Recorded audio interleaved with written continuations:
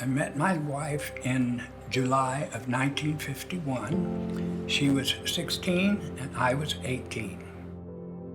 I took a look at her. I knew I wanted to marry her, and I set out to marry her, and I knew that that's the woman I wanted to spend the rest of my life with, and I did. We were married 62 years.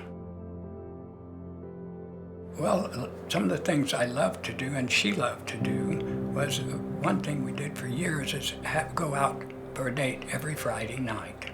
We were in Denver for 18 years, and of course I was a huge Bronco fan, and she liked them, but she didn't like necessarily to go to the games. So she would watch them on TV. I went to every game. In 19 years, I missed one game, and it was a preseason game. I would come home from the game, and she'd say, "Who won the game?" And I said, "Well, honey, weren't you watching the game?" She said, "No, I couldn't watch it. I got too nervous." And I thought, why even turn it on? But she was a hoot. After we had been here in Evansville for about 2 or 3 years, maybe 4, I noticed there was a problem. Yvonne was having a problem, difficulty remembering, just unusual behavior, which she didn't have before. And I think in the back of my mind, I knew it was Alzheimer's, but I was bound and determined not for it to be Alzheimer's. We decided to visit Crossroads and went in, big church, had never been in one that big, and a little bit intimidated. And this nice looking young fella by the name of Eric Cummings walked straight up to us, and he just made us feel so at home. And we went in, we enjoyed the service. When we walked out and we got to that first door as you go out to the outside, Yvonne just looked at me and said, "Well, we can quit looking now, can't we?"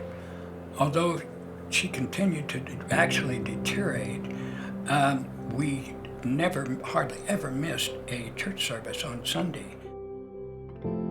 Pastor Ken was encouraging us to branch out and get more involved in the church. And at that time, I just felt like I needed something more to do within the church and be able to take care of Yvonne at the same time. And so I came upon the men's fraternity. I sat down at a table, and a very fine young man who I'd never met before, Jack Faber, sat down next to me, and we just hit it off. And he just sort of took me under his wing, get me acquainted with what was going on and everything, and he turned out to be one of my best friends. After I'd been going a while, Yvonne got severely ill, and the disease had overtaken her, frankly. And I was told I had to put her in a nursing home. And I told them one Thursday morning, and they all got around me, and they put their hands on me, and they prayed for me. And I had been so down when I had gone that morning, but I must tell you, I was that far off the ground when I left. It was one of the sweetest things that ever happened to me in my life. And I'll never forget those guys around my table. I still sit at that table, by the way. And I love those guys. Shortly after she was put in the nursing home, Jack said, "Marvin, you've got time now, in the evenings. Perhaps you'd like to join my small group." Even though I was a little bit reluctant, I did it. And boy, am I glad. I have my men's fraternity, my small group, and I serve communion at the first service on Sunday morning, and I have my prayer walk. And in addition to that, once Yvonne passed away, I had done something I'd wanted to do for a long time, but wasn't able to because of her illness.